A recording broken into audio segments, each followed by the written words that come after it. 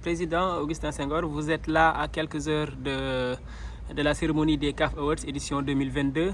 Le Sénégal est parti, on va dire, pour faire une razzia. C'est une nouvelle consécration pour le président de fédération que vous êtes.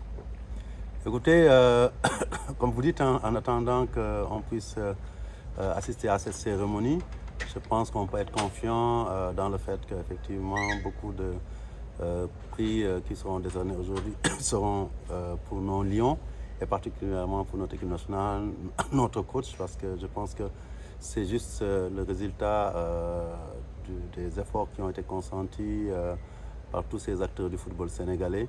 Et je dirais, mais aussi le peuple sénégalais, les autorités pendant plusieurs années qui sont aujourd'hui consacrées. Et il faut s'en féliciter. Nous n'allons pas faire la fine bouche dans notre longue histoire du football. On a eu tellement de déceptions que cette année 2022, qui est une année exceptionnelle pour le football sénégalais, nous devons quand même vraiment savourer ces moments. Et le fait que ces CAF Awards de 2022 soient marqués du sceau et de l'empreinte du Sénégal nous fait grand plaisir. Et je pense qu'il faut en féliciter l'ensemble des Sénégalais qui, comme un seul homme, autour du Manko Tindamli, se sont engagés résolument à faire mentir l'histoire, faire tomber un fatalisme qui faisait que nous étions toujours de beaux participants dans toutes les compétitions. Nous étions des footballeurs talentueux, mais d'aucuns nous rappelaient qu'il n'y avait rien au palmarès.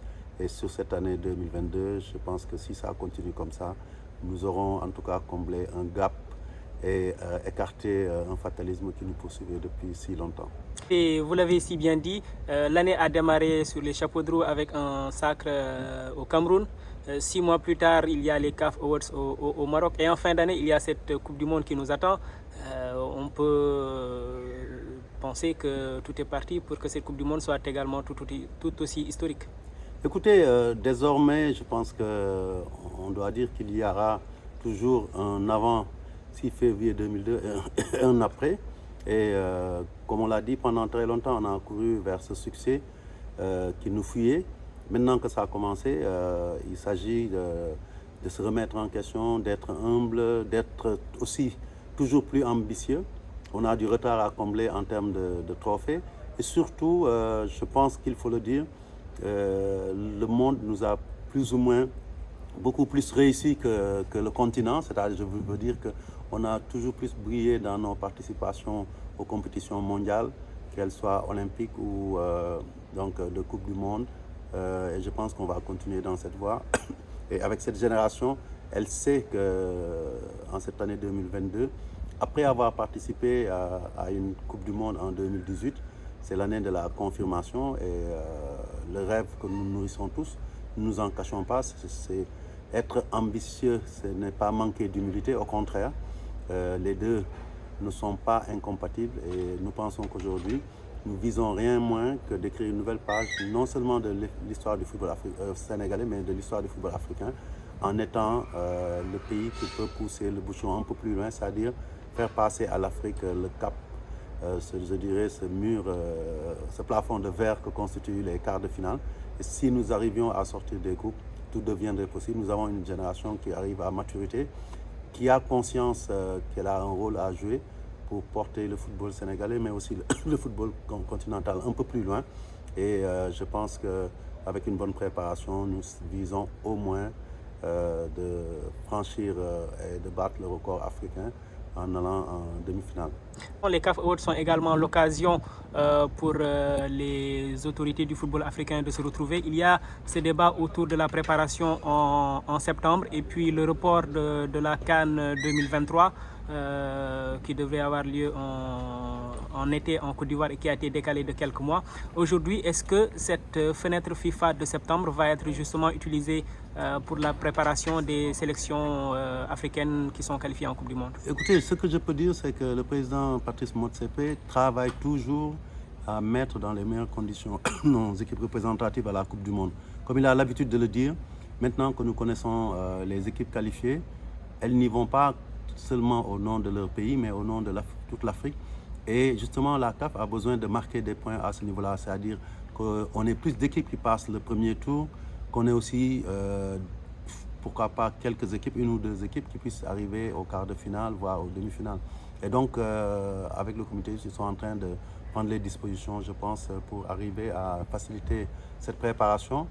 L'agenda tel qu'il était arrêté, donc l'agenda avec le calendrier FIFA, tel qu'il était arrêté auparavant, ne nous permettait pas, nous les équipes qualifiées, de jouer ces matchs de préparation. Mais je pense qu'avec le report de la CAN Côte d'Ivoire 2023, de juin 2023 à janvier 2023, tout est permis, ça libère des dates sur le calendrier FIFA de 2023 et certainement nous attendons la décision officielle du comité exécutif, mais ça ne saurait pas tarder. Je pense qu'on aura une suite favorable parce que la fédération avait écrit, les autres fédérations qualifiées avaient aussi sollicité la CAF dans ce sens-là. Et je pense que par esprit de solidarité et pour l'intérêt général du football africain, le comité exécutif, mais aussi les autres fédérations, nous ferons cette faveur de nous permettre de pouvoir mieux nous préparer. Et en décalant juste ce mois de septembre-là, ça libérerait 2 dates pour des matchs amicaux qui seront cruciaux dans la préparation, non pas seulement du Sénégal, mais de l'ensemble des équipes africaines qualifiées à la Coupe du Monde. Pour le Sénégal, quelles seront les cibles en termes de matchs amicaux sur ces deux? Oui, à ce niveau, le coach ciblait bien entendu une équipe européenne, mais aussi une équipe asiatique ou sud-américaine. Donc c'est la configuration de la poule qui l'y oblige. Et nous sommes en pourparlers avec des pays avec qui nous parlons depuis quelque temps. C'est des pays asiatiques comme la Corée ou l'Iran.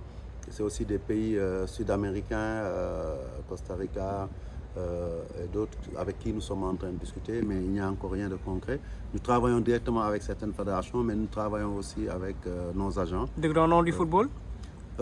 Écoutez, l'objectif d'une préparation justement, c'est-à-dire soit on est focus sur l'objectif qui est de participer à une CAN, et en ce moment-là, vous savez, par exemple, en septembre, il n'est pas sûr d'avoir des équipes européennes, parce que simplement ils ont leur calendrier avec leur date de Ligue des Nations européennes qui font que c'est difficile de les trouver, surtout les grandes équipes dont vous parlez.